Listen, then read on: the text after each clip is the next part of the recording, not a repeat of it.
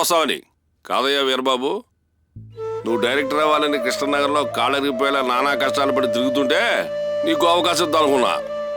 9 గంటలకు వస్తానన్నట్టు 11 గంటలకు వచ్చావు. దీనమ్మా బడవా, ఇంకా సినిమా ఏం చేస్తావా నువ్వు? ఇప్పుడిప్పుడే చిన్న చిన్న క్యారెక్టర్స్ వేసుకుని ఇండస్ట్రీలో ఎదుగుతున్నావన్నయ్యా. నీకు ప్రాజెక్ట్ ఇద్దాం చూడు, అది నేను చేసిన తప్పు. నా చెప్పుతో నేనే కొట్టుకోవాలి. అరే, ఒక ప్రొడ్యూసర్ కోసం 100 మంది డైరెక్టర్స్ వెయిట్ చేయడం చూసానయ్యా. నా కర్మ కాకపోతే నీకోసం వెయిట్ చేస్తాను చూడు.